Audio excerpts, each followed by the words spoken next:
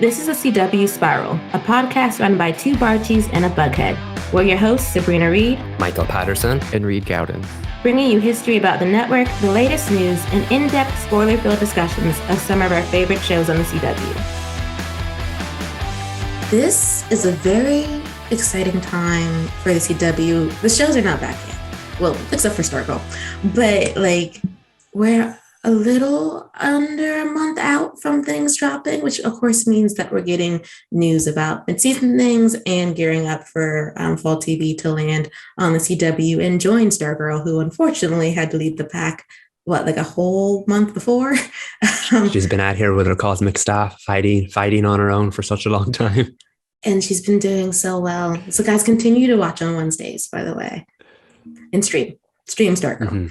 But kicking off the news section, it looks like Jesse L. Martin's pilot for The Irrationals, the series, is doing fine. They ordered more scripts, which is a good sign, which also means that 5-episode allotment for The Flash looks like it's going to stick for Jesse. Yeah, it's kind of probably bittersweet news for Flash fans because, of course, we love to see Jesse succeed. It's what he deserves. But at the same time, it means that the rumored 5-episode count that he will be appearing in The Flash is what we now know is the final season stands. The thought was that if the Irrational pilot or series didn't go forward, Jesse would be back on The Flash for more episodes and maybe even still a series regular. But if The Irrational goes ahead, it means that those 5 episodes will be upheld. And of course, with everything going on and it being the final season, 5 episodes of Joe West is absolutely a gift. We'll definitely take it. But I know I'm sure a lot of Flash fans would have liked to have seen a lot more of him in the final season. I know. I hope that with the 5 episodes that he's given, that they do something with Joe West's character. He's kind of been not fitting into the role he had when we first launched into the series. And he's still supportive and he's doing what he needs to do and he has storylines. It just feels like we don't get enough Joe West. Yeah, it's kind of like they don't make the most of him. They made more use of him in the Armageddon crossover when he was dead off screen than they ever made when he was actually alive and on screen. And so I can understand why as an actor you might want to pursue other opportunities if that's what you're getting. Yes. You think there'll be 5 consecutive episodes or sporadic throughout the season so it doesn't feel like he's missing? He'll just pop in and out throughout the season. That's the thing. Of course, because they've been using him so sparingly, they could get away with having him pop up every now and again. But even in a 13-episode season, that might get a little obvious. So I think maybe the safest thing to do here would be to come up with a reason as to why he's not in the early part of the season and then bring him back for the final 5 episodes, if that makes sense. That's what I'm hoping, because I fear that if they do, they just cherry pick where they want to put him in the season, that he won't actually have a good storyline and you'll just be seeing Joe sitting on the couch or out to coffee. And that'll be lovely to see Jesse L. Martin, but I want Joe to have a good last hurrah like everybody else. I know we had plenty of that last season, showing up here, popping into that coffee shop. It'd be nice to see him have an actual story for the final season. Yes, and get to play D&D with his daughter since everybody else got to do it. But in other news, it's been confirmed that Chad L. Coleman will be Bruno Mannheim in Superman Lois Season 3, which I can't say I'm excited, but that's because I still don't know anything about this man. But I do love that it's going to be Lois's story. It seems like, obviously Clark will be involved and there'll be a showdown with Superman, but according to the official description, he's known most for in Metropolis as a local hero and philanthropist who survived the struggling neighborhoods in the city. But Lois believes there's something else going on and that this is just a facade. Yeah, because she's there, right? She knows, and the man's too good. He's too good. She thinks he's a career criminal and the head of a notorious organization called Intergang. And with some new leads, she's getting closer to being able to prove that, which of course means danger, Lois, but I'm excited either way. After the Morgan Edge and Ali Alston situations, I think nobody should doubt Lois Lane's intuition. I think we're heading in a similar direction here. We don't know an awful lot about Bruno Mannheim. From what I know, he's the leader of the criminal organization Intergang, which seems to be where this is going. I know he's supposed to have ties to the Superman villain Darkseid, so maybe Bruno Mannheim will pave the way for the arrival of Darkseid for the end of the season, and that'll be how Superman gets involved. We don't know yet, but it is quite exciting that they're once again going for the more grounded route here. Superman and Lois as off this world, out of this world as the show can get. It finds a grounded way of telling these larger than life stories, and I feel like that's going to continue in season 3. And I'm really excited to see what Chad L. Coleman brings to the role of Bruno Mannheim, because I was a big fan of him on The Walking Dead and on Arrow. So he's got a formidable screen presence. So I'm really looking forward to seeing him particularly go up against Lois, just sharing the screen together.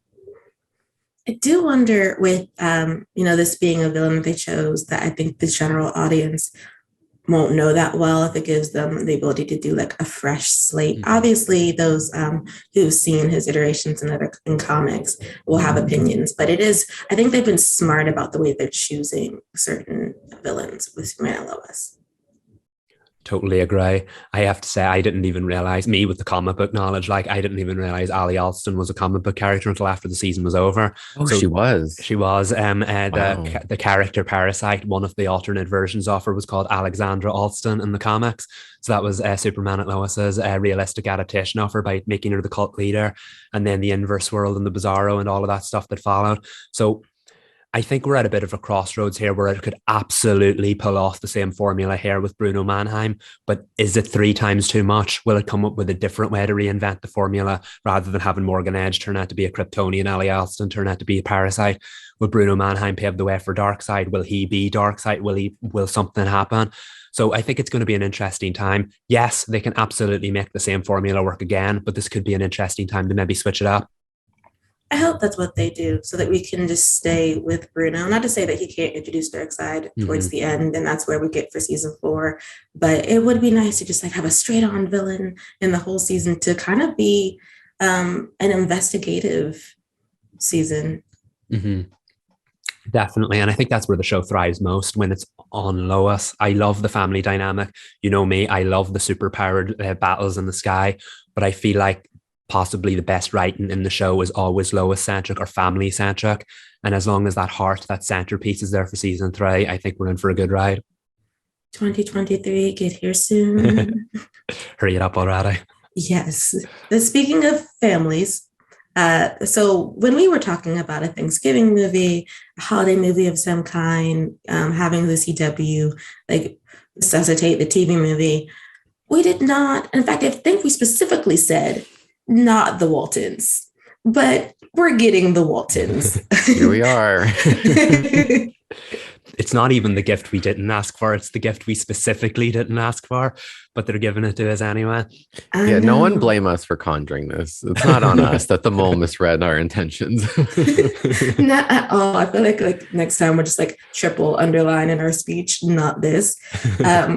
But so it's the 50th anniversary of the Waltons. So they're doing a Waltons Thanksgiving come November 20th, that's a Sunday at 8 p.m. You'll be able to join the rebooted Waltons in a follow-up tale to I believe that was a Christmas movie last year, Waltons Homecoming? I think it was Homecoming. Yeah, Homecoming. Like, so it's Thanksgiving in 1934. And the Depression has affected everyone. So John Walton has found his way to provide for his family through the farm and picking up odd jobs with whoever the Baldwin sisters are. And I'll say, I have watched Waltons with my mom. I don't remember the Baldwin sisters. Perhaps she'll be able to give me a refresher when we watch this Thanksgiving special. But it's also the annual Harvest Festival Fair, and there's going to be carnival rides, talent shows, and pie contests. As this sounds wholesome, that's because it's going to be incredibly wholesome, everyone, because it's Thanksgiving and it's all about family. And of course, life lessons. So John Boy's going to learn the true meaning of taking responsibility. Mary Ellen's going to come to understand patience and collaboration. Grandma's going to win something complicated. Finds that winning can be complicated. And Olivia shares her healing heart with every other Walton family member at a time when each of them needs it most.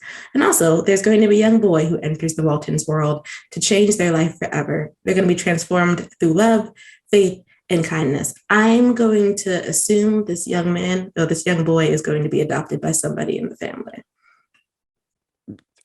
There's a lot going on for a 2-hour TV movie. That's all I'm going to say. It's got holiday wholesomeness written all over it. not to, no, I have a reputation for being, what's that word be called when I described Gotham Knights? Um, I don't know what's escaping me, but I like to call things down the middle and see both sides of things. So no, if you ask me what my ideal TV movie would have been for the CW to be produced, a Walton sequel would not have been at.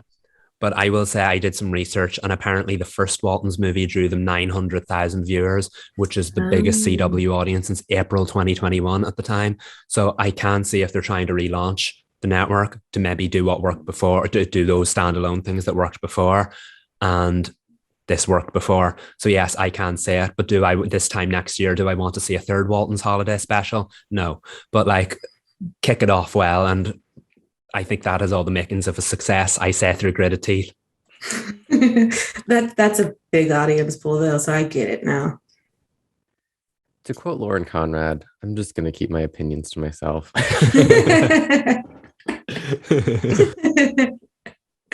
Well, you know what? More power to everyone who's going to watch Walton Thanksgiving. I know Happy I will for be you. watching. Over the moon for you. I won't be present though. Oh God, those, but hopefully this means that they'll introduce more holiday films that are not the Waltons. Like Mole, if you're going to like take something else, underline that, let's give the Waltons a break. In bold that we want holiday movies, just not the Waltons. I'm going to put it out there now. Kennedy McMahon in a Christmas rom-com. Yes. Yes. Let's just put that out into the universe and maybe we'll get it back. Manifest. All right, Mo, you have your instructions. Carry them back to the executives. But we do, well, speaking of the CW executives, because the majority ownership has changed at the CW, we do have to once again lay the flowers on the grave to the CW that we knew prior to this sale. CW's It Girl era, as far as like being a nepotism baby, is over. And we're kind of sad about it, because it just means that like everything is sort of on the chopping block for the most part because she's got bills to pay, and they revoked the credit card. Rent is due. She's all grown up. She's all grown up, and she now has to concentrate on getting these ratings and these numbers up. I know the Milwaukee affiliate station for CW is out there on Twitter being the best and informing like the different fandoms, like you need to watch live. It's the most important. If you can't watch live, stream your shows. Again, you guys, it's cwtv.com and the CW app. Download it to your phone, get familiar with the user interface, get used to those commercials because you have to save your shows. You have to watch it now. You do. And we're wondering, like one of our big questions is what is the number situation going to look like? Is it going to be like, do they have to hit a certain threshold, or like, is it dependent from show to show? I think that's the $1 million question. It's a great time. I know we talk about like the future and try to predict the future, discuss the future of this network, just because it's been so up in the air for the past few months. But it feels like now is the perfect time to be talking about these things, because we're not just the new era is not looming over us. It's here. Like we're going to be in it, and we're going to experience the realities of everything that's been going on. And so to think now that we're in the era where ratings do matter, it's hard to think that these shows will be judged on the same playing field, like, yeah, it seems unfair to judge like, I don't know, I guess Nancy versus Superman and Lois. That's two different audiences. It's two different ratings brackets. So like when they say ratings matter, does it mean they're all being held to the same standard? I don't know if we'll have a question until we see these things in action, but going into the fall season in this new era, it's definitely something to keep in the back of all of our minds. Yeah, and that's the thing. I think because the CW was known for introducing new shows and starting new shows and greenlighting new shows, but this is one of the smallest seasons of new shows. That we only have 3 new shows showing up this season, and 2 of them are only debuting in the fall. So that's the only real major change of kind of audience we're going to see here. I know they're trying new outlets and trying new approaches, many of which we aren't seeing yet. But I know they're trying different things. But at the end of the day, the schedule still looks a lot similar to what it did beforehand. There's just less shows. But the fact is, all those shows that were carried over from beforehand, they're not suddenly going to start performing differently. And how do we hold them to a different standard overnight if they're not doing anything differently, or at least we're not seeing it yet? Of course, the Winchesters, Walker Independents, and Gotham Knights will be the 3 wild cards that can change things up. But that's still only 3 versus 9 returning shows. Why are the 9 returning shows going to be judged differently? Like, there's Stargirl bringing in 500,000 a week constantly with very little promotion, no help from the CW at all, and its ratings are pretty much on par with where season 2 ended. And that might on paper not sound great, but then you look at the stats and it's consistently been the number 1 most watched show across the week since it returned, and it probably will remain that way until Walker Independence or the Winchesters start, or Walker returns. So are we going to judge it and say Stargirl's audience hasn't grown? Or are we going to look at it and say Stargirl's the number 1 show right now, it deserves another season? You know what I mean? It feels like, what kind of philosophy are they going for? And when does the new way of thinking kick into place when there's still so many old shows carried over? Especially if they're not factoring how much they're doing promo, because word of mouth here, for at least for the CW, isn't going to work, because the way that it's been for the past 2 years is someone tells you this CW show is great, and then people go watch it on the streamer. Mm-hmm. Like, it's not like people are really watching live, which is why they saw that discrepancy in the ages versus like who's watching live and who's streaming it. So I wonder if Stargirl is like going to be the tester. If she remains steady at 500K, does that mean that the other shows that say aren't, would you describe her as a tentpole? I feel like she's a good like support, but I don't know if she'd be a tentpole for the CW. Yeah, but I think she is the tentpole of this season at the moment, through no fault of her own. But yes, I agree. I feel like she'd be one in amongst probably those second most famous shows. You have your front runners, and then she'd probably be in the level next to that.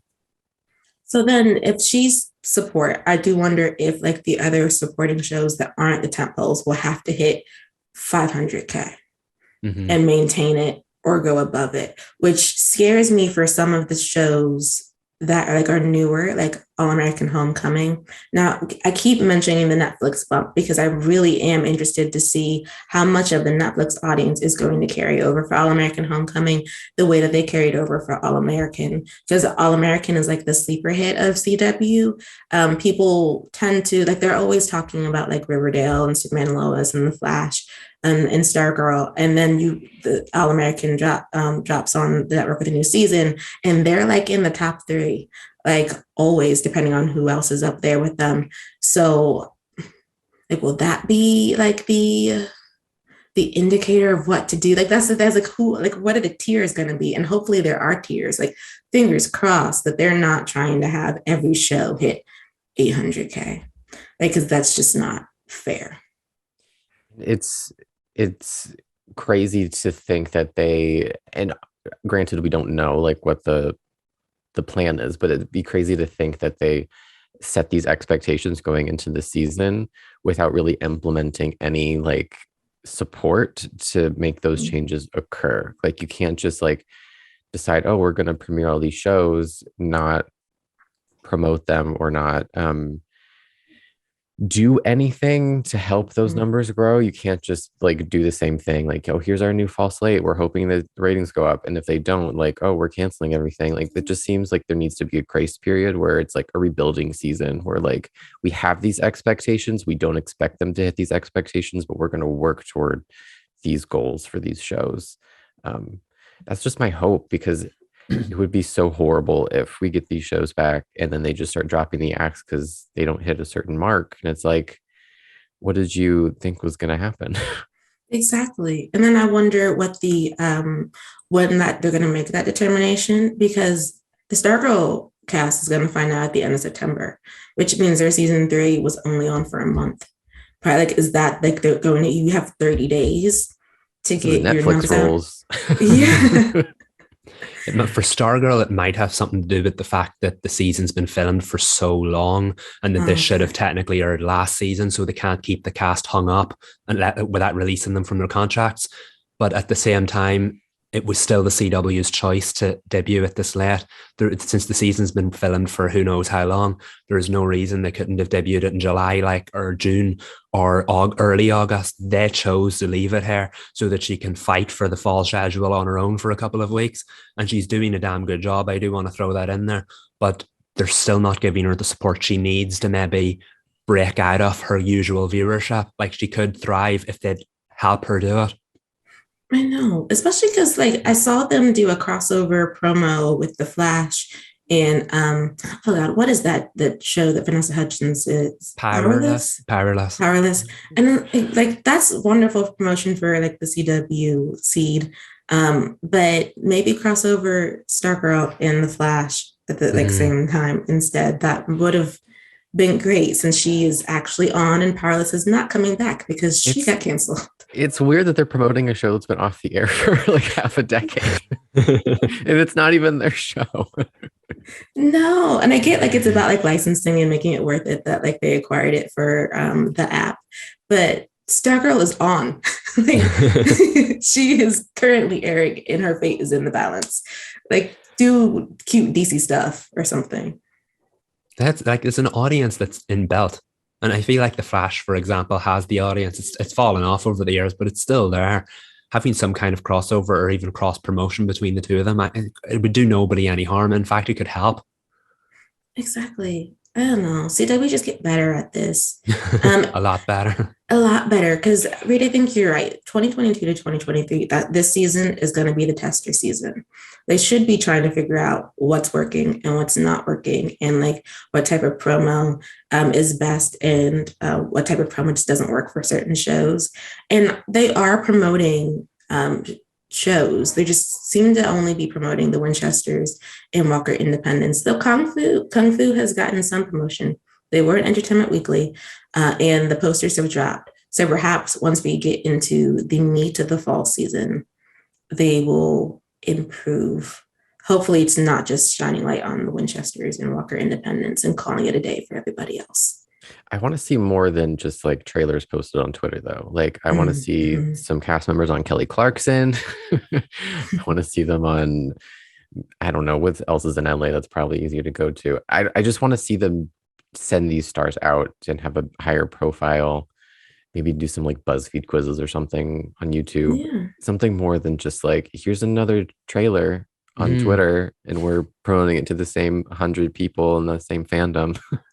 I know. And they could start with smaller talk shows too. I mean, Jennifer Hudson and Jerry both just started their talk show seasons. It might be easier to get on their rosters than some of the others. Even local shows too. I know. Get on the talk. That would be, I've seen a few CW stars on the talk. Just go on, if you're a CBS show, why isn't CBS sending their CW stars to the talk? Questions that need answers. So many. But speaking of questions that need answers, since we are dividing the future of the CW, that also means dividing future programming. And I have to say, I do not want the CW to become Masterpiece Theater, but it seems like we're doing period pieces a lot. So there's Walker Independence, there's the Hatpin Society. We're doing the Waltons every year, apparently, for the holiday movies. I love a period piece. Incredibly in love with the period piece. The CW is not the period piece network. I just do not want them to become that. It's a stark shift all of a sudden to see all of these period pieces when we used to be in high school and in super worlds, and now we're we've got covered wagons. And soon cobbled streets. I mean, no hate. It's a vibe. There's definitely a viewership for it. It's just a jarring shift. Mm-hmm. Yeah. One of the things, and we'll get to Walker Independence later, but one of the things I admired about the whole production is that it doesn't look like a CW show. I don't want to look back in 5 years and say Walker Independence was the first of CW shows like that. Of course, have them on the network, but I don't want it to turn into this is what the CW has become, if you know what I mean. It just doesn't scream CW. I think Walker Independence and maybe the Hatpin Society can stand out for the same reasons that shows like Legends of Tomorrow stood out of the superhero genre in the future. It looks like it's a show that looks like many others on TV, but is nothing like them. It's a show that fits into a network that has nothing else like that. It's a show that kind of redefines the network without ever changing it. That's what I would like Walker Independence and any other period pieces to be. I don't want in 10 years from now the CW just to be a network full of period pieces. Yeah, no. And that would be like the hardest pivot ever. I feel like it would just completely alienate the fan base that they already have currently. And it's just not necessary to do that, even as you're trying to sort of, what's the word I'm looking for? Cater to their older audiences, which, by the way, older audiences like more than period pieces. Like they do. Like, don't just stick them in the 1800s, the 1900s, and I guess maybe the 70s. I'm all for diversifying their brand and expanding their demographic. But when half of the network is going to end up being like these mature period pieces, and they're still saying that they're committed to making like teen shows and superhero shows, it's like that's an identity crisis in the making. Like this is a channel that used to have a very strong brand and still did up until May 2022. I'm out of adjectives to describe what this feels like as a fan of the network. I don't want it to be as shocking as it's starting to feel. No, especially like when you do see like the schedules, like the fall schedule doesn't really look that much like we're used to, but the mid-season schedule will. So I don't want 2022, the 2023 television season to be what we're familiar with a few changes. And then we hit the 2023, 2024 television year, and they're just like, everything is new. Welcome to the new era. These shows are final season. These are our new gems. Like, I just don't want them to do that. And perhaps they won't. Perhaps it's just, just the fear of the unknown, because they are also still like courting the whole mystery thing. And there might be solid mystery blocks coming our way. I think that would line up with them. I feel like it's different enough that it feels like a more mature network. I remember CBS used to do things like that as well. I do think that could work, because at the same time, they do have shows like Riverdale and Nancy Drew, and even the superhero shows, which have elements of mystery in them. Heck, Stargirl this season is a murder mystery. So I do feel like that looks CW enough, but at the same time also could bring in a more mature audience. That's more of a finding middle ground approach for me. And I think that one could be more successful, if that makes sense. It does. And I think that, is Jake Chang, right? Yes. That's in development at the CW. Hopefully it doesn't get stuck in development limbo, because it does seem like it'll be a good, what's the word? Something that comes after something. It's not a predecessor. Successor. Thank you. The successor to Nancy Drew and Riverdale. And I think that one is going to remain with no supernatural elements. We might just go straight mystery drama, which CW, don't add ghosts. Don't add like serial killers from alternate universes. I think Jake Chang should just be straight through. No gargoyle things. We don't need that. No, none of that. None of that. I guess we should also mention, though, that as far as like fantasy storytelling, superhero television is not dead. I know Mark Pedowitz already made that clear during the CW upfronts, but I feel like we should reiterate it, because I think some people might start getting concerned since the Flash is going off. Superman and Lois may be in a holding spot depending on what Warner Brothers Discovery is going to do with their Superman or Supermen. I'm not really sure about that one. And Gotham Knights, she's not where people want her to be, but maybe when she airs. But like, so I do think it's understandable that DC TV fans who do enjoy the CW shows are a little wary of what the future is going to look like. Yeah, it is. And I think it's because that line hidden in that article when Nexstar took over, I think it's kind of shaken a lot of people, myself included, in that the deals they have in place with Warner Brothers and CBS lasts just this year, and if they want to renew them, they will. And I can't see them going forward without renewing that, because that means they lose all of their programming if they decided not to renew those deals. They need, and obviously DCTV is a section of Warner Brothers that's made the CW so successful. So yeah, it's hard to imagine the network without the likes of Superman Lois, even Stargirl, even Gotham Knights now that has become such a talking point. But will it get past its first season? We'll say. But on the Gotham Knights note, it's based on superhero properties, but it doesn't look or feel like a superhero show. It's very much that Birds of Prey, Smallville, early 2000s kind of show that we're a superhero property, but we're not really a superhero property.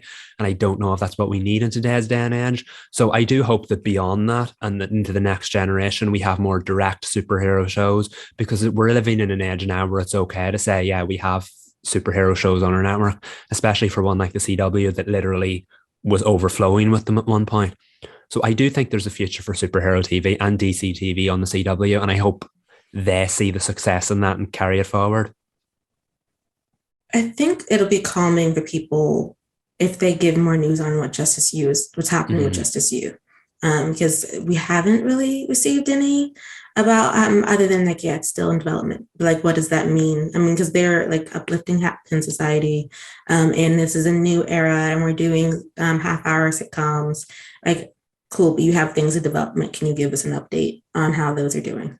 Exactly. David Ramsey is out here at every Comic-Con or whatever Dragon Con panels, and he is telling people that it's still in development. He's giving people updates he probably shouldn't be giving about it. According to one recent update, it may be a different John Diggle than the Arrowverse one. It'll be the Superman and Lois John Diggle it's focused on. So it's all very confusing. But I may be tying it to Superman and Lois will make it more likely to get picked up. I don't know. There's so many rumors about it now, and we'll say, but I think it would be a mistake not to move forward with that show, given how popular that franchise was. And yes, it might start at 900,000 or 800,000 and not the 1.6 million or whatever the network's hoping for, but you're not going to get there overnight. So focus on things that do draw eyeballs in, and don't take as many risks that you need. Don't take risks you don't need to, is what I'm trying to say. Yeah, but I'm scared, Michael, because only because if it's going to be the John Diggle from Superman and Lois, I'm assuming they'll have enough time to build that if we're going to do that. So it won't be like the season 2 finale where we're like, wait, what do you mean that wasn't our John? Yeah, I know. This is going to get very confusing, because we thought this was going to be the Arrowverse spin-off that kept the Arrowverse alive. But if it's a Superman and Lois John Diggle, it's not an Arrowverse show then. It's a Superman and Lois spin-off instead. So it's a confusing time. There are so many rumors about which John Diggle it'll be, what universe it'll be set in. And I guess that's a good thing, because it's keeping the conversation alive. And I hope it keeps the conversation alive long enough to get it greenlit by the CW. Manifesting. Yes, we need that. We do. Because I think out of all the shows that are in development, Justice U is the one everyone keeps asking about and wants. So they should listen to that. And we've been waiting for a year. It's almost a year now. Yes, it has ultimately. I don't want this to turn into the next Green Arrow and the Canaries and the next 100 prequel that it's just been in development for ages and then it's quietly cancelled. So I hope the conversation, the fact that it's being kept alive, will ultimately lead to it getting picked up. Fingers crossed. But so what we're going to do next, I guess I'm going to tentatively say it's going to be fun. It's a little scary. But so you guys, we're going to predict the mid-season schedule. Some of this is, what you would expect. And some of it is going to be like us, getting some fear out the way. Because it's a puzzle. Like, it is. I've messaged you guys on like 2 separate occasions, just like looking at the schedule and be like, where are they going to put any of these shows? It's just like, it's a game of chess that doesn't make any sense. Yes. And one of the reasons is because Fridays is off the table. It's Fridays and Saturdays is non-scripted television now. If you guys didn't know that, that's what's happening at the CW. So they have Sunday through Thursday to fill their schedule. In All American Mondays, that's going to remain the same. I don't think anyone is concerned about those two being bumped from their usual lineup. However, Tuesdays, which are usually Super Tuesdays, like the Winchesters is in the 8 p.m. slot, and Professionals will be off by the time we hit midseason because it's going to have 10 episodes. But if they don't move the Winchesters, that means Superman and Lois could get bumped if they don't hold it, actually, till the Winchesters finishes. That feels like a bit of a deadlock situation where their hands are tied, because I think the biggest issue here is that post-pandemic, we still don't know what the average episode count for a CW show is. So we don't know how long the Winchesters will be on for. But if it is on long enough that it ultimately is still in Superman and Lois slot, what does the network do? Does it move the Winchesters, which I do think will be quite successful? Does it move it to the 9 p.m. slot and risk losing a portion of that audience? Or does it move Superman at Lois, which they've already gotten a guaranteed established audience in that successful superhero slot? Do they move it to the 9 p.m. slot and then risk losing its audience? Because I will say, as big a ratings hit as Superman at Lois is, in season 1, towards the end of that run, the 9 p.m. slot, I think, did affect its ratings. Of course, the breaks didn't help either, but the 9 p.m. slot did affect its ratings. I think the show dropped to like 600,000 at one point, and I don't believe it ever dropped to that in season 2 because it was sat comfortably in the 8 p.m. slot. So do we move the Winchesters, or do we move Superman at Lois, or do we move them, one of them, to a different night? It's a risk all around. But I do think if the Winchesters is still on when Superman at Lois comes back, that's going to be an issue for one of those two shows. I have no idea. It's like, like what option do they pick in this situation? To hold. I think the smart decision would be to hold it, Superman and Lois, I mean, and finish the Winchesters out. But I think the only way to do that is if, and I hate, that the CW doesn't give out episode counts anymore. You find out in the middle of the season how many episodes they have. I don't know why that has to be under wraps, but apparently it does. If you hold Superman and Lois to perhaps February and finish the Winchesters out with no breaks, depending on what their episode count is, you can get the Winchesters out of the slot and put Superman and Lois in without there being too much of a shakeup. The thing about it is, how long do you want to hold your tentpole that's in midseason? Mm-hmm. Yeah. So then what do they pair with it? Probably an acquisition, since it was an acquisition in the 9 slot anyway. Crickets. Yeah. Nobody wants the acquisitions. I mean, I'm not going to argue with that. I know all three of us have said hold Superman at Lois for as long as possible. And I'm not saying that to build up anticipation. Of course, it'll build up anticipation. But the real reason we want Superman at Lois held is so that there will be no breaks whatsoever throughout its run. So I think that could be the saving grace here. Keep the Winchester sat comfortably in that 8 p.m. slot and let it keep it warm for Superman at Lois when it returns, and then swap one out for the other. They don't need all their big hits on at the same time. So let one take over from the other rather than sticking them together and making one suffer because of it. For sure. Because then the other option, which I don't think anybody wants, is that if the Flash isn't moving to the 8 p.m. slot on Wednesdays after DC Stargirl finishes her season, you could pair Superman and Lois in the Flash on Tuesdays, but Flash would definitely get the 9 p.m. slot.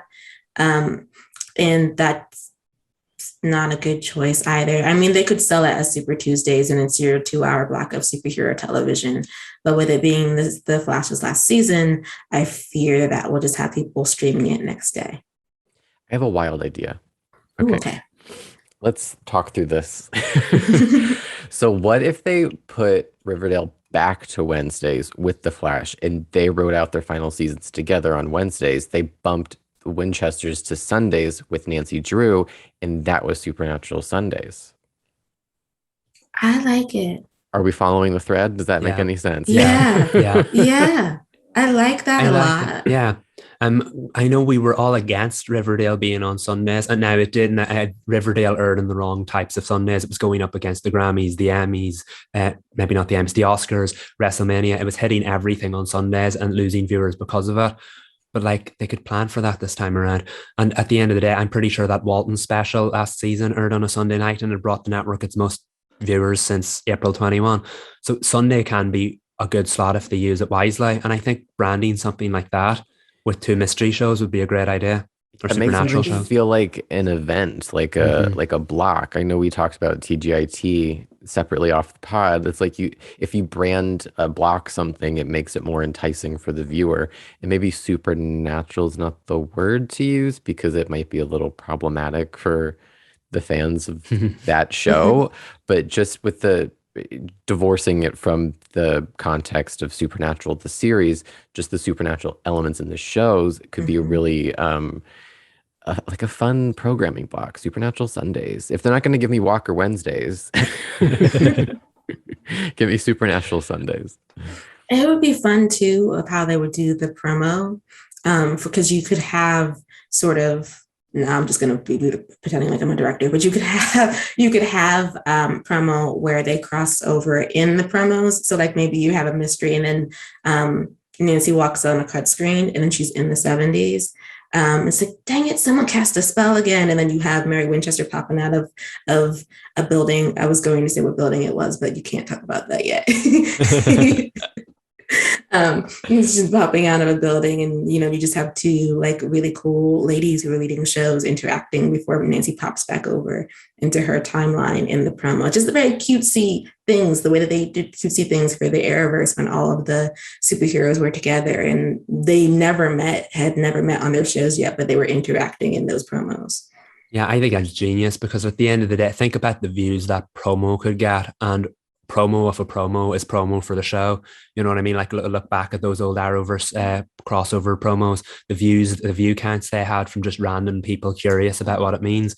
If a trailer like that, like a crossover trailer like that, could get that kind of views, that'd be excellent kind of promotion for the network and for the block.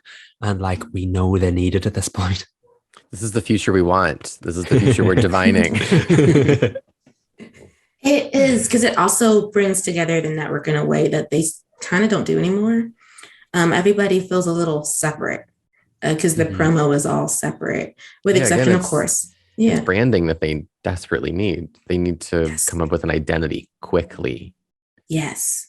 And it cannot be that, they're the network with all the different genres. Like, you need to have a brand. But you can get the through line. Yeah.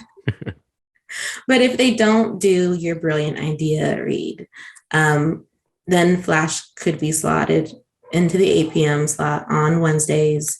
And then the wonder is, like, if Kung Fu is off by the end of the midseason, well, by the start of the midseason, if Gotham Knights will slide in after the Flash. It's an interesting one, because again, I think they'll maybe try to use a heavy hitter to draw Gotham Knights audience in, and I feel like Gotham Knights will be a bit more like Walker Independence, in that it's a more mature show. Even though it's desperately going for this edgy teen look, it is definitely going to be more of a mature show than the average superhero show. The trailer was quite gritty and unnecessarily grim. So I think it would benefit from the 9 p.m. slot. Rating wise, maybe not. But if you have a strong lead in, like The Flash, or even, dare I say, Superman Lois, something that gets the viewers there in the first place and lets them then carry over into the show, much like we have Walker Independence this season, or this season in the fall. We could then in the spring have The Flash and Gotham Knights, or Superman and Lois and Gotham Knights, depending on what they go for. I do think Gotham Knights will need that boost from an established show, and the curiosity might result in them carrying over, because we don't know what to expect from Gotham Knights here. But I think the 9 p.m. slot's probably the right decision for it. I do, though. I want it to be Wednesdays, because at least with The Flash, we know there's a Gotham in The Flash. I kind of like that, like, Gotham Knights would be behind a show that has a Gotham. Superman and Lois hasn't talked about Gotham, as far as I'm aware.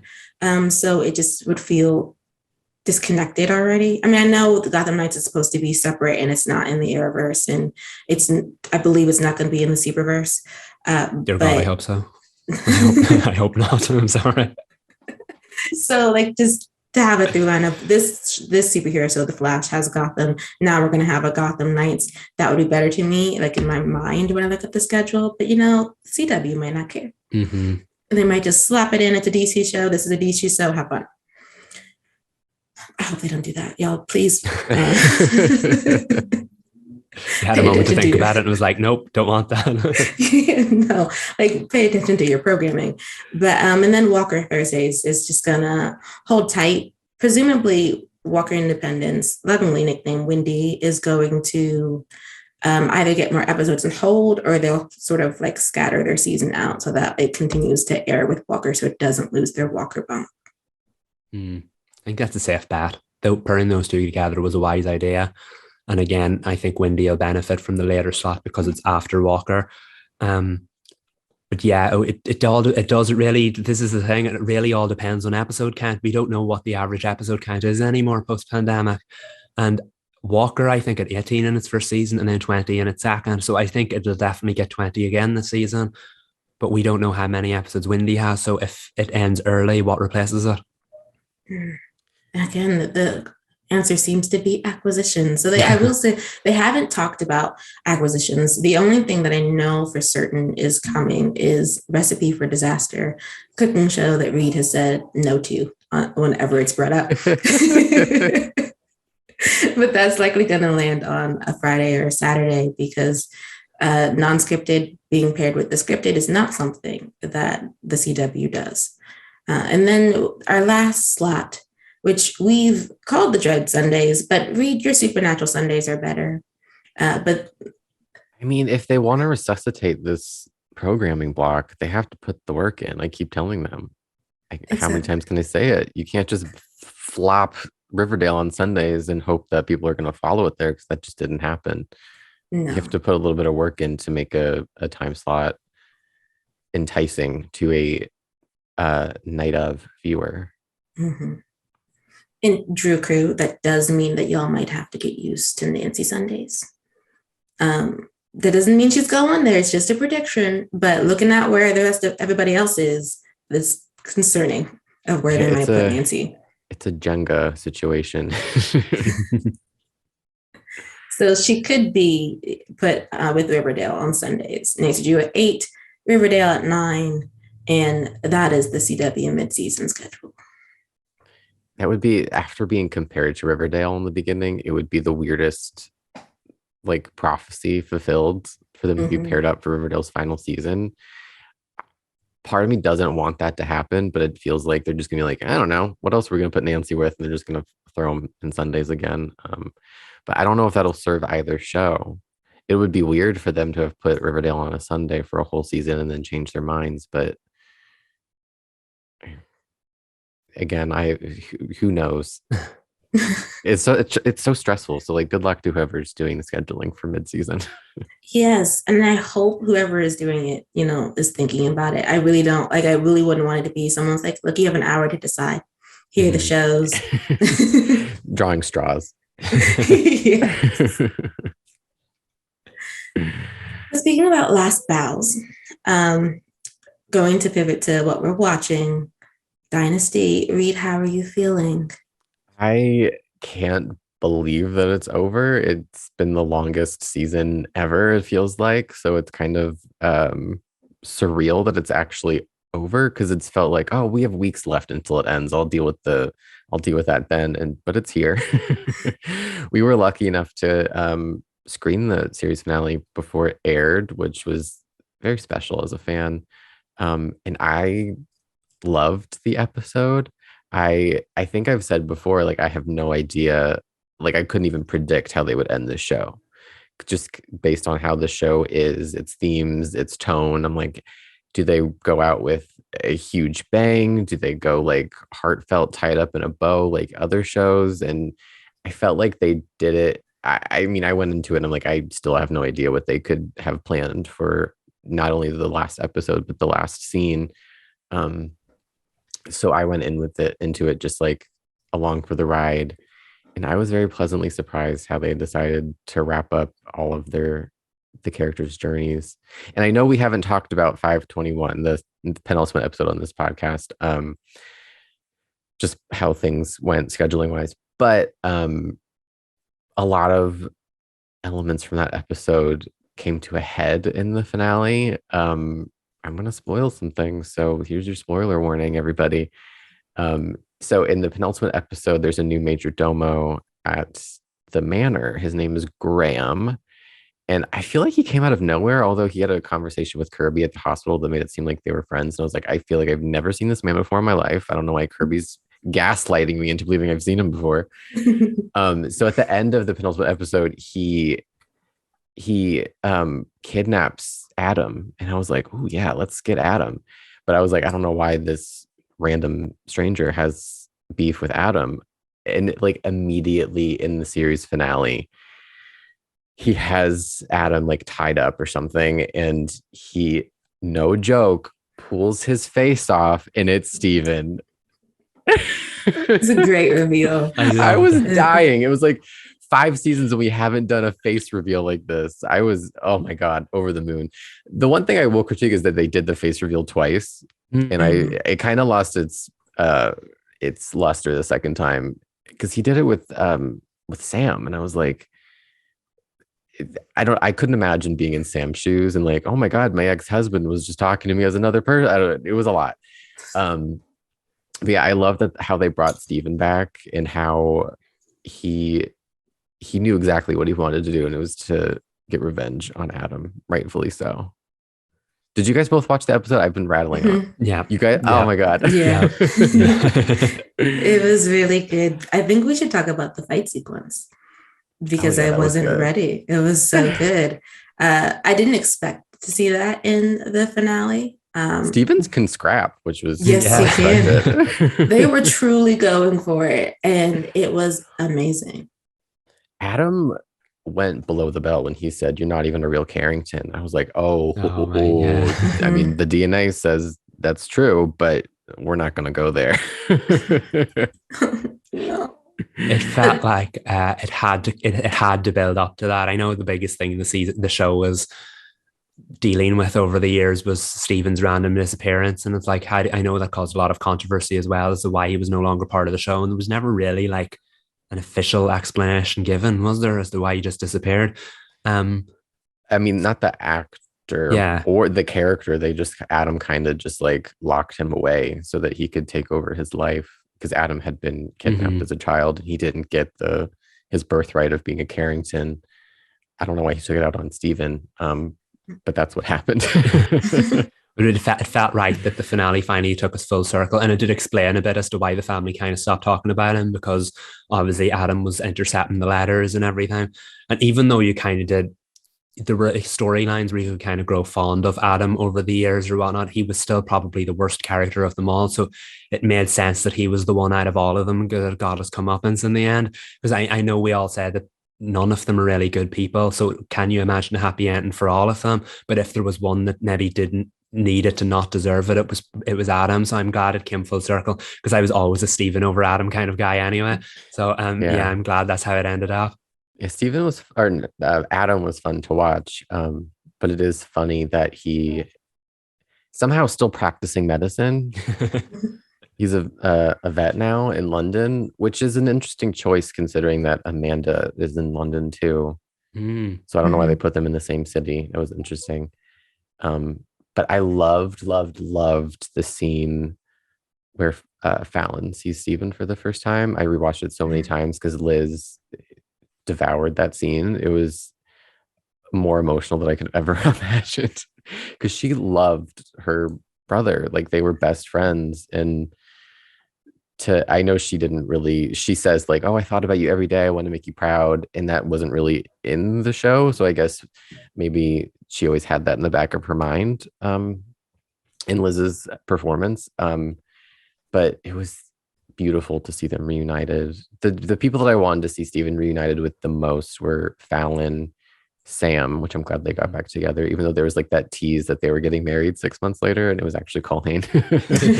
And Alexis, but he didn't really get a moment with Alexis. Like a scripted like scene. Yeah. Like, I know Alexis like gasped when Fallon did the reveal that he was back. But he had never done a scene with Elaine as Alexis. So, and he was really, really close, Steven, to Alexis. He was one of like the Alexis, I don't want to say deniers, but he was always like on her side. Oh, an apologist. He's an apologist. Yeah. Apologist. But yeah, I saw a tweet that was like, how are they going to wrap all of these storylines up? And I think they did it as best they could in true Dynasty fashion. They did some of it really quickly, but I wasn't left wanting anything else. Besides maybe the final shot, and I'll get back to another moment that I forgot to talk about, but the final shot with the whole cast together doing a family photo, I was like, oh, that's kind of sad that Sam Underwood, who plays Adam, didn't get to be in that shot just because his character's been ousted from the family.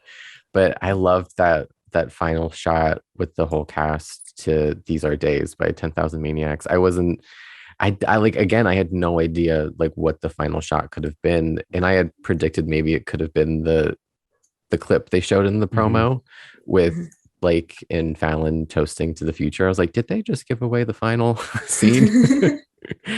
But that wasn't it. What did you guys think of the final scene? I thought that it emphasized the element of family that was running through the finale. I like that. I think it's Fallon that says pretend like you love each other before they take the picture. Yeah. It just felt it felt like a moment in time with more story to come, even though they did the snapshot of the picture and it kind of spins the way that they used to do, I think in some TV shows. And I liked that it was all of them together rather than it being, just shot of one person or two people. It was all of them, with exception to Adam, who probably has the picture somewhere with himself photoshopped into it on his desk. I love that, I have to say. And one of the recurring arcs of this podcast has been me slowly catching up on Dynasty over the last year and just under a year. But I have to say, I did it. I didn't just watch the finale yesterday. I watched the 7 episodes that came before it. I all caught up on the show. So yes, I went into that with 100% knowledge before the show. And I don't think it could have ended any better than that. You got in that one little shot where they were taking the photograph, you got to see like Alexis arguing with Dominique, but it was more playful than usual. Yeah. Yeah. It was like they were enemies for like the season. And then that scene was like, they enjoy being frenemies. They're always going to be in each other's lives somehow. And they, as much as like Jeff was like, oh my God, get along, they were like having fun. Like they like having each other in their lives. That was one of the moments that I really loved in the finale, was Alexis and Dominique. Yeah, definitely. Because it feels like it gets repetitive over the time. You're like, just let each other live. But now you see that like they're family and they kind of like, they love to hate each other, even if they don't like love each other. But I think that was the overarching theme of the finale, and that not everyone gets along all the time. They don't even have to like each other all the time, but they are family. And I think that really came across in the scene where Blake and Alexis were looking for Dax, and he said, Alexis, I don't like you, but you'll always be part of this family, and I can't let you go out there and get yourself killed. Because their relationship was one of the most important of the show, and you don't get to see it as much in recent seasons. So it was really nice that they brought it back to that as well. It was just, if family was everything, and the whole Carrington United as well. Yeah. Wonderful. It's interesting because if I look into it through like a philosophical like lens, like what was this show about? It was really about Fallon trying to prove herself against this family name, trying to build her own dynasty, trying to like reacting against her family. Like, I don't want to be Blake, I want to be better than Blake. And in the end, she kind of realizes she can build her own dynasty, but it's nothing without her family. Like, she came to this place of acceptance, starting her own family, which I kind of love that it wasn't like a huge deal about the kid. She just walks in with the kid. She's like, here's Lauren, which is the name of one of Fallon's kids in the original series. And she's like, but by the way, I need to get my job back. But yeah, I love that the arc of the series ended up being Fallon coming to this place of like, I'm tired of fighting against who I am, who I've been, who this family's been, and we can start over. And it's better to be together than to constantly be running up this mountain of just like generational crap. Like, they can just be like together, work together, but still it's not going to be perfect. They're still going to fight. Like, it's not going to, the finale like wrapped everything up in a bow and everyone got their happy ending, but you just know cycles are going to continue. It's never going to be smooth sailing. I thought that was unexpectedly beautiful for this show, which has had people thrown into a fire, new faces, face reveals, like all this crazy stuff, that it came to a place of vulnerability that you can relate to that, even though it's larger than life. I don't think that could be said any better. Yeah. I was like, how do you follow that? Last thing before we move on, Fallon did sing one final song. Beautiful. She shared a song with Steven, which I know a lot of fans are going to love that because the two of them singing together was for the first 1.5 seasons was a big thing. They sang The 12th of Never by Johnny Mathis. I had never heard the song before, but wow, what a way to hear it for the first time. I just, more so than how great they sounded together and seeing them sing together, I'm getting chills. The way Liz was looking at him, I think it transcended Fallon looking at Steven. And it was just like she had been waiting for that moment for so long, as have we. And it was a really beautiful moment in a crazy episode in a crazier series. That went out on a high. Yeah. I think I watched the whole finale with a smile on my face, and of course I laughed at the funny moments. I was like, oh, at the face reveal. But I think overarching, if I look back at those 40 minutes, I watched that finale with the biggest smile on my face. It was nostalgic, and yes, there was a sadness about it, but my favorite thing about the finale was that it celebrated what the show was. So it was a celebratory smile, it was a celebratory sadness, and it's hard to imagine the CW without it now. No, Reed, are they on DVD? I'm assuming a complete series is coming.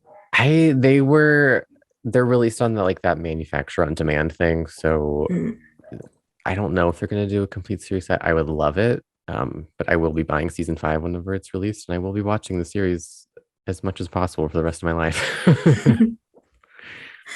Well, that is a cue to everybody else. Buy it on discs. I feel like I keep reminding everyone of that. Streamers pull things all the time, and we don't know what CW is going to be doing. So if you love Dynasty and you do not own it, fix that. Support physical media. Yes, forever and always. Cheers to Dynasty, the end of an era. They need to have another soap on CW. Or you know what? Since they are big on syndication, rerun Dynasty from the beginning, CW, and during the summers. I would love that. Going to Blue Valley. I got the name right. Yes. What is happening with Breck and everybody? Not Breck, that's the actress's name. What is happening with Stargirl? We have to talk about Cindy. You remember last week the big reveal that Cindy stole the gambler's laptop, so everyone's Cindy. I still believe her. Did Cindy do that? Well, she's making it very difficult for people to believe her this week, because the first thing she did was hack into it and find information that the gambler was blackmailing someone, and she sent it to one of the members of the JSA to cause some drama. And Beth, who's also called Dr. Midnight, she has goggles that can analyze information. So Cindy sent the information to Beth's goggles, and it started processing the information and revealed that the gambler was in fact blackmailing the Crocs, the neighbors who were trying to turn over a new leaf that get on very well with Courtney's parents. So Stargirl decides that no, we cannot take this information to Starman because he's a loose cannon and he'll go and do the wrong thing, and he's consistently causing drama that doesn't need to be caused. And Cindy decides, yeah, do you know what? I'm going to tell Starman. So Cindy tells Starman in the hopes that she'll get his approval, but Starman doesn't like villains, and he's like, you were Dragon King's daughter, I'll never trust you, and you're a 2-bit cheerleader who wears green leather, and then slam the door in her face. So Cindy was not happy, but Cindy caused a lot of drama. So basically, long story short, guess what Starman did? Yes, he rushed in and caused more drama. The first thing he did when he found out the Crocs were being blackmailed by the gambler was he grabbed the staff and went to the supermarket where they were shopping. And my goodness, the supermarket smackdown we all talked about last week, it was probably one of the best scenes the show has ever produced. The fight choreography was incredible. But the Crocs were trying to say they didn't do it, but the Crocs also love a good fight. So when Starman challenged them, they did not back down. And yeah, my goodness, I've said it before, nobody does fight scenes like Stargirl. It's not like the average superhero show where there's like a fight scene at the end of every episode. It's more of a drama that it makes you wait for them. But when they come, my goodness, they're incredible. And I've already seen this scene going all around the internet with people praising it. A lot of people are like, might need to tune into Stargirl. It looks brilliant. So again, at least if it does more scenes like that, it gets more positive promo. But yeah, back to the show. Starman would not back down. He literally almost killed the Crocs until Courtney's stepfather, Pat, showed up in his giant robot, Stripe, and told Starman to back off. And he did. And then he came back home and started roaring at Pat and said, "You used to be my sidekick. How dare you overrule me?" And Pat said, basically, Starman, you need to sit down. Courtney sees you as a role model and you can't go off attacking people in the middle of the supermarket. Like, who's going to clean it up? And then Starman discovered that Courtney had once thought that he was actually her father, because that was the only explanation as to why the staff would work for her. So then he realized, okay, he needs to be a better role model at this, and he should not be doing this. Is he her father? He's not. She thought he was, because she hit Courtney's father left the same night that the JSA was killed. So Courtney was like, "This is why the staff works for me. Maybe Starman was my father, and that's why he ran out of me." Starman. Pardon? His name is Starman, so I see where she. Yeah, exactly. But it turns out her father was just a waste of space, who then showed up years later and took her beloved locket from her to try and sell it. Wow. Of course, Pat, Courtney's stepfather, punched him, and that's when Courtney and Pat kind of started connecting, because Courtney didn't like him at the start. But Starman then realized that and was like, "Hold on a minute, I'm not just a hero here, or I'm not even just a washed up hero. I have to be a role model to this girl." So he decided to start being better about it. And then he said to Pat, "How can I be Starman again? I don't even have a costume." And Pat was like, "You know what? That's a start." And then we'll get back to that. But going to the Crocs, yes, we found out they were being blackmailed by the gambler. They had a reason to kill him. But it turns out, because the gambler was trying to start afresh and turn over a new leaf, when he returned to Blue Valley, he returned all of the money to the Crocs that they had been paying him and decided, no more blackmail. I'm not going to do anything mean, because the gambler just wanted to find his daughter. So that cleared the Crocs, because they were like, "We didn't do it," and he actually returned the money to us. And I think what one of the most endearing things about the show is Paula Croc, one of the Crocs, she was formerly the villain Tigress. She is forming quite the bond with Courtney's mother, Barbara. And the two of them ended up baking last week because Paula needed help, because she's trying to join the Women's Rotary Club, and one of their tasks was baking. So Barbara helped her bake last week.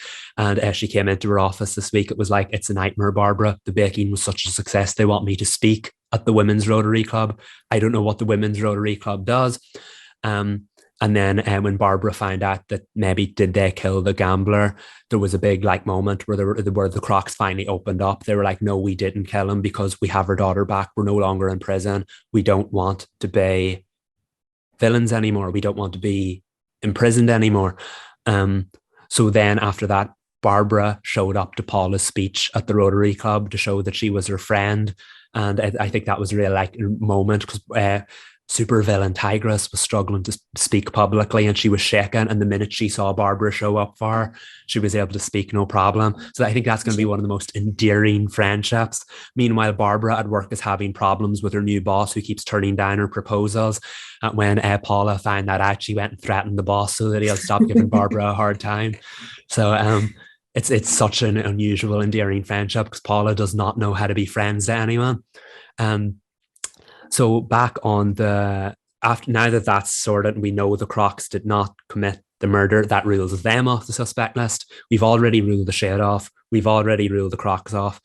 Now, Cindy owned up to her actions. She told Courtney what she did, but she said that the reason she did it was that she wanted to prove herself to the JSA, and she thought that if she got Starman's approval, the rest of them would approve her as well, which, okay, that's kind of an endearing thing. And Courtney understood that, but said that if she went behind her back again, she'd be off the team, which again is a fair response. And then one of the only other subplot in the episode was Cameron. Remember Icicle Jr., who we talked about last week? He's being set up as Courtney's love interest, but now his powers are starting to manifest. And that's not good, because his father was Icicle, the big villain of season 1. But he doesn't know that. He thought his father died a hero. But his powers are starting to manifest in the worst ways, and it's making him angry. It's making him depressed. And he ended up clashing with one of the other members of the JSA, Rick. And the two of them ended up clashing because Cameron was mean to a teacher. Rick told him to back off. So Cameron responded by going out and using his icicles to burst Rick's car tires. And he wouldn't talk to Courtney. And but then in the end, Courtney got through to him. He apologized for being so cold with her. And then the two of them went on a romantic walk together, and as soon as their fingers brushed, he pulled away and was like, nope, can't do this anymore, because he doesn't want to be around her, because obviously he can't control his powers. Is he cold to the touch like Edward Cullen? No, he's not yet anyway. But that would have been a good reveal. But it's not a spoiler to say that the promo for next week's episode, they're doing an unusual thing with the Stargirl promos in that they're just showing one scene, and it's not like just the one scene from the Dynasty finale promo. They're doing something rather exciting with it, where they're doing like voiceover as well. So like this week's one, for example, it showed the supermarket showdown, and it was like cleanup on aisle 5, on aisle 6, battle on aisle 7, destruction. So they're quite exciting and fun promos. For next week's episode, it actually shows Courtney go to touch Cameron, and he like explodes into it like an explosion of ice. So things are going down between the two of them. Wait, so the voiceover, is it like a voiceover that's added into the promo? Yeah, it was like a woman's voiceover saying like, was it in the episode? No, not that one. No. Wow. The woman's voice was, but they obviously got her to record extra lines that they could use in the promo. We've never seen them. Me neither. Yeah, it was quite exciting. Into promos. I know, it's quite exciting. It's obviously a cheaper one, so that they can just focus on the one scene. But using voiceover, that's quite unique, especially for the CW. But yes, this week's promo, it's just voiceover from the episode. It's the actual clips of audio that were in the episode. They're all finding out that things are going wrong with Cameron. Courtney tries to get close to him, and then he explodes into ice in front of her. So I assume she'll find out that he's Icicle Jr. next week. But the big cliffhanger from the episode was Starman learned from his actions. He was like, he can't keep doing this. And he said there must be a clue where the gambler was killed. So he decided to go back to where the gambler was killed. However, because he'd made the agreement with Courtney that they would share the staff and that he would only use the staff when she's at school, he was like, nope, it's nighttime. I'm going to be a better person, and I'm not taking the staff with me, which was, let's be honest, probably a very stupid idea. So he showed up to the crime scene. And just as he was doing so, I remember I mentioned in the premiere, somebody's watching all of Blue Valley, the live feed, somebody's watching them all around town. And that's what the gambler discovered when he was killed. And now, just as Starman went back to the trailer where the gambler was killed, we get a shot of somebody watching the cameras that are placed all over town, and you can see their fist clench up and they make like a growling noise. I believe a Starman's heading towards the trailer. And then a Starman's heading towards the trailer. A very beautifully shot, eerie scene where it just shows the back of his head, and he turns around slowly and looks up, and something fires him up into the air so high that it takes him a good few minutes to come back down. He bangs his head off the trailer, and he's left in a bloody mess. So you're like, that's the cliffhanger I was expecting. Yeah, is Starman dead? So it's his fate is up in the air. Whatever did it is obviously very, very powerful, because it was able to yank Starman up into the air and then drop him. We also know it's that not a person. That's interrupting. Apparently not. But we also know it has sharp objects, because that's the reason everyone still thinks it's Cindy, because she has shivs on her arm, and that's what stabbed the gambler through the heart. But from what we know so far, whatever killed the gambler could roar, and it was large. And now whatever's attacked Starman could roar, and it was large. So it's going to be an interesting wait next week. I say interesting, I've seen it, but you get the point. I will say next week's episode is one of my favorites. It's not a spoiler to say it focuses more on the Courtney and Cameron subplot than the murder mystery. But of course, as we saw what happened with Starman in the end of the episode, there is still a mystery ongoing. And I think that probably the other thing to take into account is that Cindy is still trying to hack into the gambler's laptop to get more information after her plot to frame the Crocs went wrong. Cindy, girl. She's not doing herself any favors. Wait, so she hasn't beat the allegations yet? No. Dang it. No. So, yes. Admitted to being chaotic. I need her to beat the allegations. I'm rooting for her. So, yeah, she got it wrong. She didn't lie. The Crocs absolutely were being blackmailed by the gambler, but she kind of did it to frame them or set them up. But now they ended up getting exonerated. Exactly, right? It worked out for them in the end, because now they can just be neighbors and carry on with their very weird combat-centric lives. But Cindy has now, even though she learned her lesson, she only wanted Starman's approval. She did not get it. And she apologized to Courtney for what she did. Her first thing to do was go back to the gambler's laptop, try to hack into it for some more gossip. So I don't know what information she's going after next. But at I the don't end think of she it, knows either. No, she's just being nosy. Just a minor business. But honestly, don't, because it's good television. Exactly, it's a lot of fun. The gambler's laptop. I know Reed mentioned me seeing Jurassic Park recently. Do you remember the you didn't say the magic word animation when they try to hack into the Thalos computer? Yeah.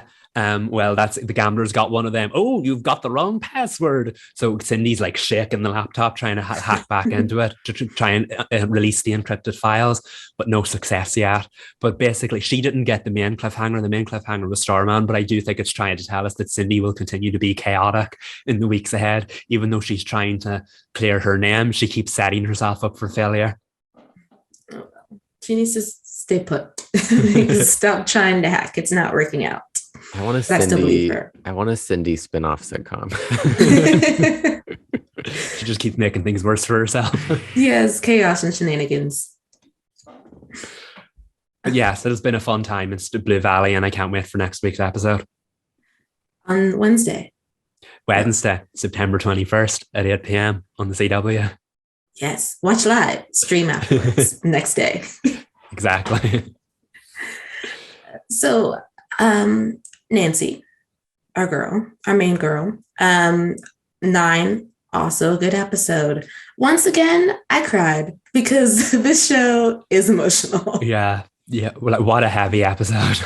This episode, I wasn't expecting it to be like a one-off or like it more so than any of the other episodes. It separates itself from the main story. Like we took a break from investigating Tiffany's murder, Lucy's murder, or anything.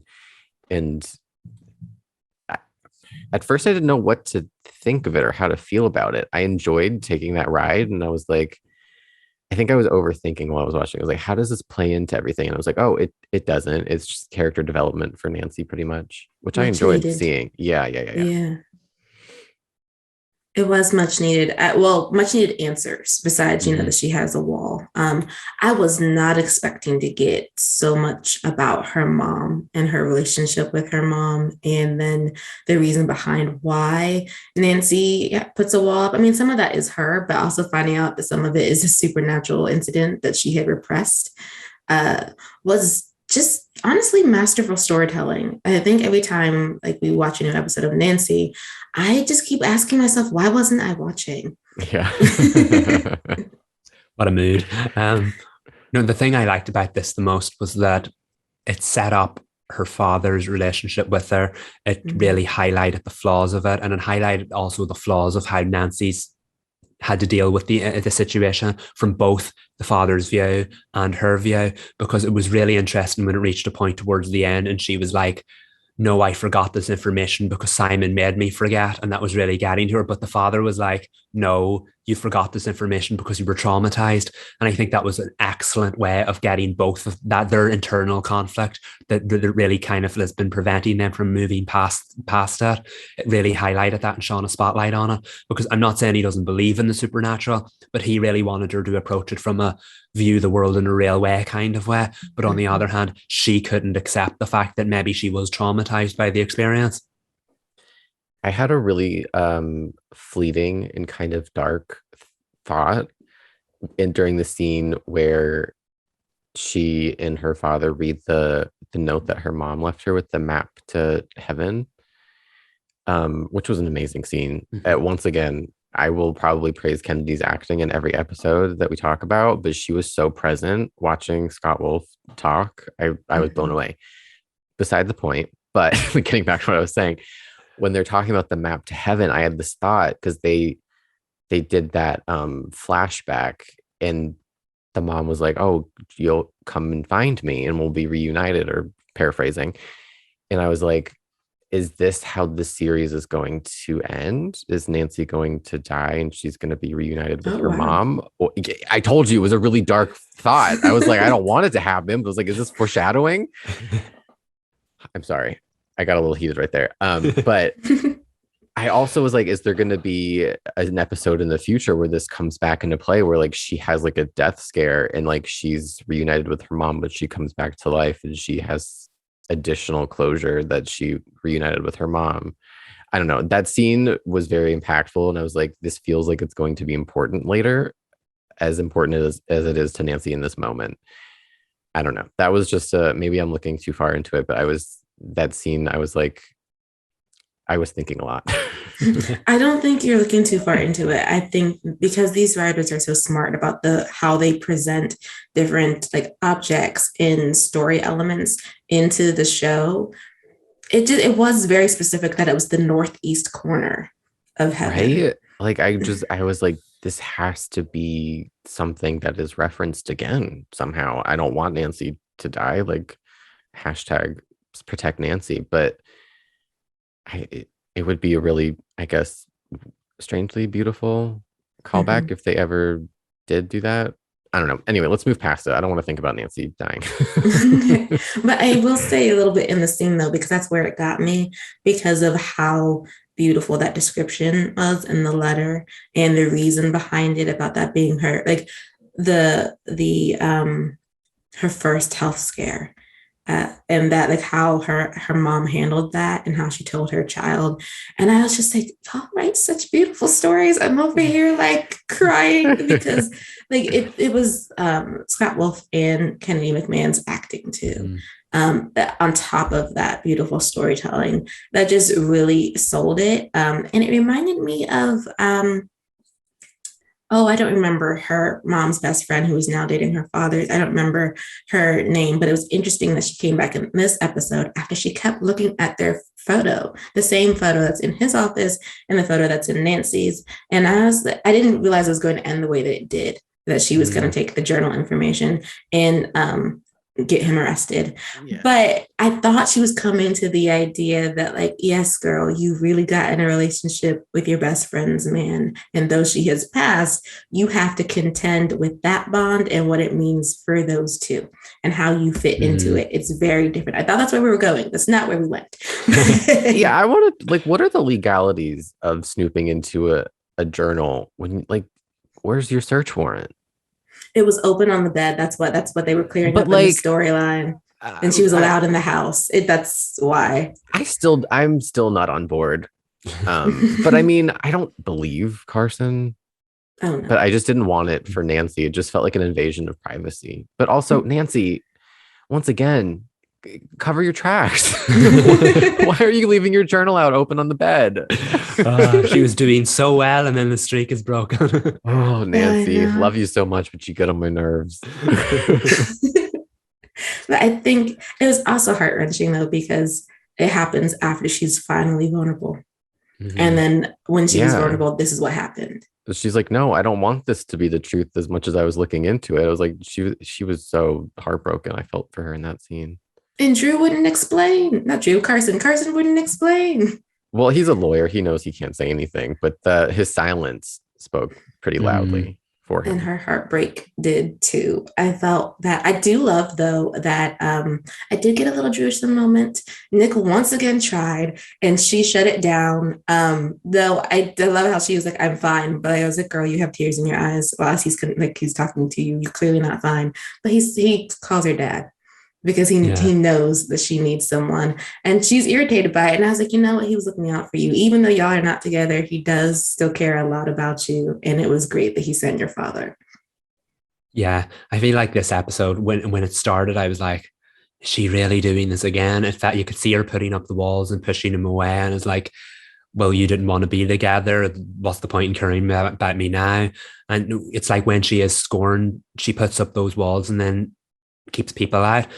So it was very fulfilling for the 40 minutes that followed to see that it was such like a character study on why she had become like that and what turned her into it. And the trauma she hadn't actually overcome because she had forgotten so much of it had happened to her.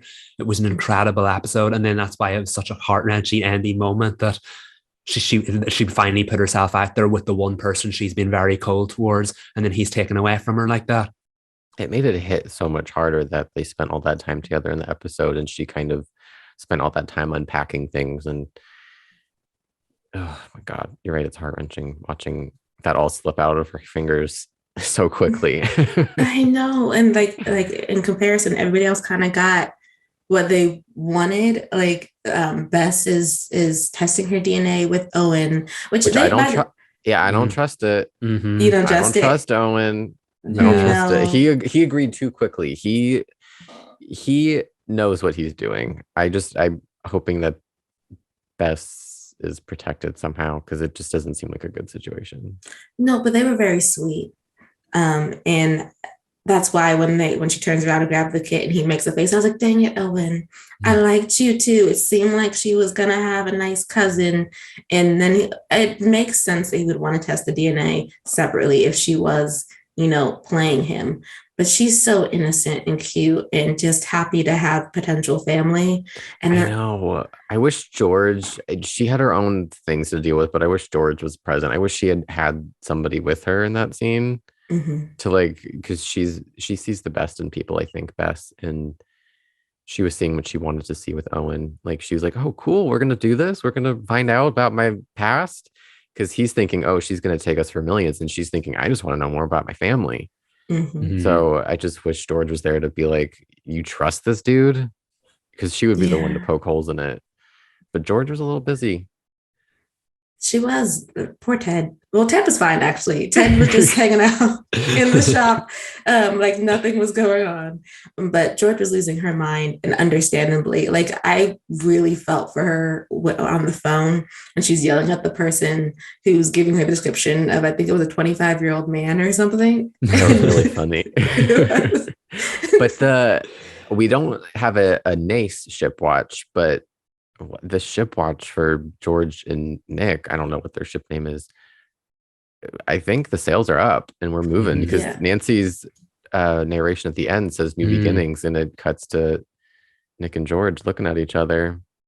Yes, and then there's before that, when she thanked him and hugged him, which is like something that Nancy just did not do in their relationship. And he got to be with George the entire time looking for Ted. Like there was a togetherness that he just did not have with Nancy, Mm-hmm. that you could see upon that hug that he like basically like snuggled into, how much he needed that.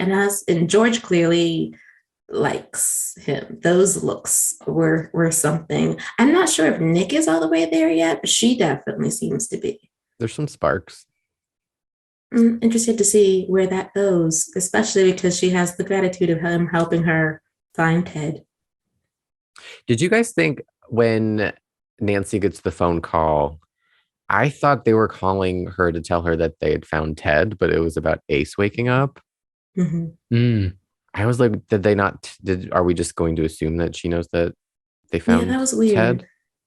I'm Because I was assume like, there's so. more information to share with Nancy in this phone call, but she was very happy that Ace was awake. I mean, understandably, but I was trying not to read too far into her facial expressions about how she felt about Ace. No, I get you though, because when George didn't want to admit that she was worried about Ace, it's funny that it's Nancy that tells her, like, you should be worried because, it's fine to be. I think not Nancy saying it's fine to be worried, and this is particularly about Ace, but okay. Character growth. Yes. I really loved this episode though. And how like it spins back to her first case. And the spirit's name is Simon for some reason. I have no idea if that is something in folklore, but I it's was funny. barely following along with with that whole thing. I was like, you know what? It feels less important to understand what's happening with like this whole situation than it is to understand how this affects the character. So I was really trying to cling on to that instead of like trying to put the puzzle pieces together for that. I was like, I'll just let them do it and I'll sit here and watch the vulnerability and everything unfold. Yeah, no, I think the thing that's really good about the show, and I know I mentioned it before, is that there's so much story to pull from that even when they do a standalone episode that's removed from most of the story, it's still related to something else that didn't feel like filler by any means. Of course, we knew about this case from the very first episode when Nancy mentioned that she solved her first case when she was 12, and it alluded to that and showed clips from it. We saw some of them same clips in the episode we just watched. But the thing is, it always feels like there's story to pull from, and it's still telling the main story. There's just so many layers to it. So yes, we didn't do the Lucy aspect of it, and we didn't do the Tiffany aspect of it, but we still did an aspect of it that ended up possibly being the richest exploration of Nancy as a character yet. And like, what an episode it was. For sure. Once again, excellent storytelling, even with the cuts that they were doing where they kept retelling the same story about what happened when she was 12, but gave you as she learned new information, you learned new information. I gasped when she fell down the stairs. Yeah. Because I thought she had been running. It was very cleverly shot that you only saw the foot the first time it showed it, and then you saw the whole information. I think what we keep saying is Nancy Drew is smart. It's like quite possibly the smartest show on CW. Just the way that they do their storytelling is just like peak storytelling. It feels like a real mystery. It does. And I cannot wait for episode 10, that means we're almost over. Do you guys know whether or not season 1 has 10 episodes or no, it's 13? I think it's 16 or 18. Oh, okay. Longer. Oh. And then 2 and 3 are 13. Oh, I wonder why they cut it down. Okay. I think season 1, it happened like the end of the season was like pandemic starting. So I think that's why it didn't get 22 and then the other 2 at 13. Okay. Well, then we are still on this ride, and I cannot wait to learn more about what's happening in this season. And speaking of learning more about things, we can now talk about Walker Independence in a spoiler-free review. Just like the one we did with the Winchesters, except we're in the 1800s, and our main lady is Kat McNamara's Abigail Walker. For me, this is my most anticipated release on the CW for the fall. And it's mainly because 1, I love Westerns, and 2, because this is going to be a great vehicle for Kat. And I can't wait to see what she does more in the role. In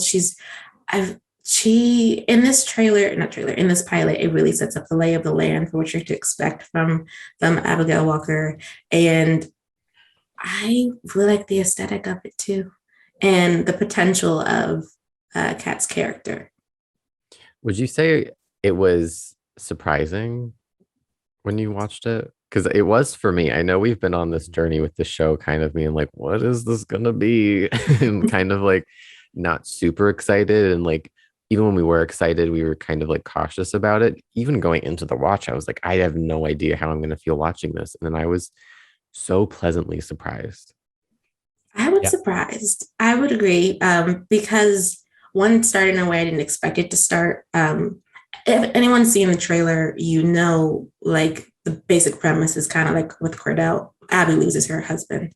But how we get to that point surprised me. And then as we go through everything in the town, I was like, this is not playing out the way that I thought it was going to play out. We get story information in like fast, really quickly. And I was like, I thought they were going to like spread some of this character stuff out, but it looks like we're right from the get-go. You're going to know a lot about what happens with some of these characters. Yeah. My favorite thing about the show is that it is surprising. We knew going into it that it was going to be different. The Winchesters, it has a similar format from some CW or WB shows we've seen before. They know how to make those shows. I have no doubt that show will be a success because of that format. Gotham Knights will either borrow from the superhero stuff or the Smallville stuff, which again, they know how to make these kinds of shows. Walker Independence is definitely the most different show the CW's adapted in perhaps ever. And we knew that going into it. We knew it would be different. And then the trailer was kind of divisive. I don't think it did it as much justice, and I can certainly say that having watched the pilot back now. I don't actually think the trailer does it as much justice.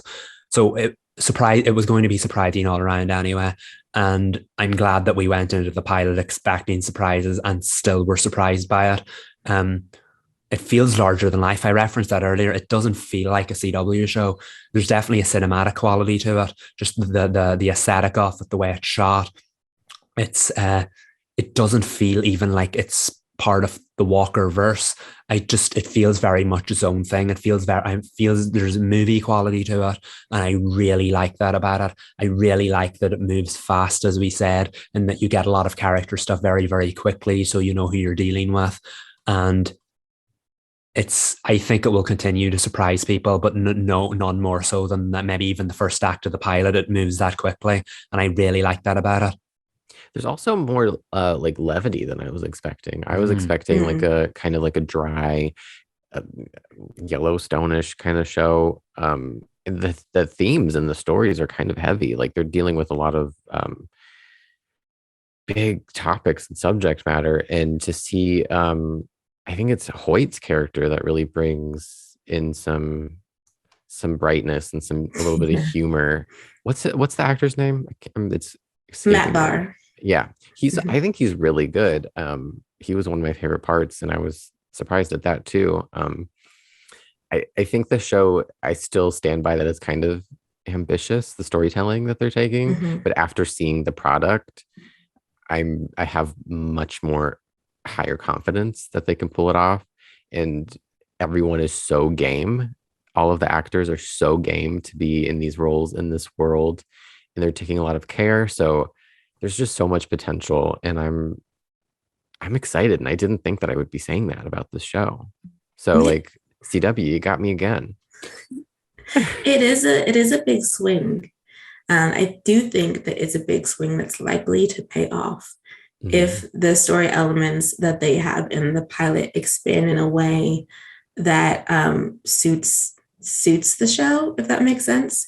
Like, because you've seen pilots where it's just like, oh, the potential here is amazing, and then you watch the episodes after it, and it's like, dang, they squandered it. But like, I have faith that they're not going to do that, and part of the reason is because of the way that they seed history into the show. That like might have people pause and be like, oh, I didn't know that happened, or is this person a real person, or like when they're talking about this certain element, did that actually happen in U.S. history? Like it makes you think a little bit, or if you're like a history buff, you're like, I know that. Like I wonder how they're gonna expand on it. And then I do love one of the things that they seem to be pushing a lot, at least when it comes to the interviews with the actors, is the diversity and authenticity of the cast. And they are quite diverse, which means that we should be getting like historical points from the 1800s that some people, this might be the first time they've actually encountered this history. Yeah, I like that. And I think that there's such like an authenticity, I believe one of you said it, to the storytelling as well, that it can absolutely tell those kinds of stories. And again, those kinds of stories are what the CW was known for. And a lot of people said when a product like Windy came along that we may not see that kind of stuff in that program.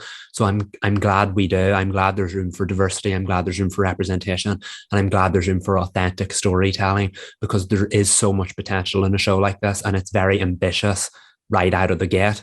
And provided it gets the experiment or all the puzzle pieces fall in the right place, I think this could be one of the best shows the CW has produced in recent years.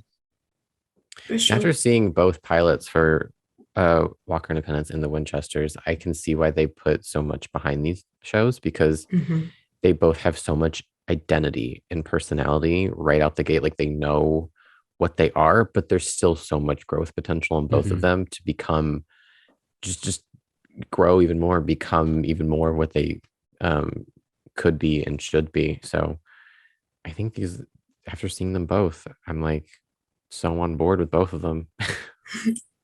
Same. And I think that I feel like the Winchesters knows what it's going to be. And then Walker Independence is sort of writing its story at the same time, which is very interesting, like two different flavors of television that you're going to be getting, which is why I'm going to segue into a pop-up green table talk for the fandoms. If you're new to the pod, a green table talk is when, everyone sits down and they listen, and we be honest and we be real about what's going on in the network. And for this case, it's going to be about what's going on in the fandom. We know the Supernatural fandom, some of y'all are split in terms of like whether you support Jensen, whether you support Jared. And that is starting to play out when it comes to how the shows are being talked about, how the Winchesters and Walker Independence is being talked about, at least on Twitter. I don't know what y'all do on other platforms, but at least on Twitter, some of you are very vocal about how you won't be paying attention to one of the other shows, depending on how you feel about Jensen or Jared. And personally, I would like to say, stop that. Let people, like, there are going to be people who enjoy the Winchesters and Walker Independence, and you should let people enjoy both shows or only one show without popping up on tweets talking about how one is going to be trash and the other is going to be amazing. You could just tune into the show that you want to tune into and let it rest. Yeah, and people can watch these shows without having seen the original material. That's okay. I think we should encourage people to watch shows that they enjoy, and it doesn't have to be like this political fandom thing. I think it just takes away from the enjoyment. And I think if there are any potential viewers that see those things, I think it turns them away from the shows. So like, I mean, congrats. Maybe that's what you're trying to do, but I don't think it's beneficial to anybody, specifically not the people that are even saying those things. Like, if the more that you engage with content, like if you hate the Winchesters and you keep engaging with the content about it, the algorithm's going to keep feeding it to you. So it's better to just like actively ignore it and just talk about the things that you like, and it's okay. Yeah. And I know we're probably just like, it's easier said than done, like than just to say this and be like, come on, let's all do this. But I think it's important to reiterate to people, because it can just get so, it just breathes, it takes the air out of the room when you go online and you're excited about something and someone's like, it's garbage, and it's like, you haven't seen it, so I'm not gonna, why should I listen to that? Mm-hmm. Definitely. And I think it applies to everything, and just let people enjoy what they want to enjoy. At the end of the day, you don't have to have a voice on something, or you don't have to ruin somebody else's enjoyment of something with your voice. At the end of the day, if you're going to enjoy one more than the other, enjoy one more than the other. If you don't want to watch the other one, don't watch the other one. Nobody's forcing you to watch both, but no one's also forcing you to watch either of them. Pick your side and pick it quietly. You don't have to ruin somebody else's enjoyment. At the end of the day, content is there to be consumed by those who enjoy it. If you don't want to, simply don't. It's as simple as that. If you do have something critical to say, make sure you're actually saying something. Mm-hmm. I mean, if you have something that adds to a conversation, maybe you don't like a certain aspect of it, that's okay. Just as long as it's not like being negative for sport and for fun. Like, that's, nobody wants that. No. And like a prime example of that, like, this is not towards the people, at least for the people who are interested in the Winchesters, but are Supernatural fans and are wary of the show. Like, we totally get that. You had 15 seasons of your show, and you're worried that that the Winchesters, which is going to be out of canon until they can snap it back into canon, you're worried that it's not going to do what it needs to do to make the story make sense by the end of it. Like, that worry is understandable. This is directed towards the people who, like, out the gate are just don't want to give the show a chance and are saying things to people who do want to give this show a chance, and ruining the fun of it. Like, there's being concerned, and then there's being the person who hops onto like other people's tweets who are excited, telling them they shouldn't be, and that the show's going to be trash, and that it's going to be canceled, and it doesn't deserve to exist. If you believe that no Dean, no Sam, no Supernatural, then you believe that, but like, don't tweet that under people's tweets who are excited about it. There's no need for that. Absolutely no need for that, because it just ruins other people's excitement, and that's not fair. That's not productive in the slightest. Yeah. So I don't know, be merry, enjoy the things that you enjoy. Don't watch the things that you don't think you're going to enjoy, and just let other people be happy. Period. Amen. Exactly. But we're going to be there. So when join us or not, it doesn't matter. With the Winchesters era, let's go.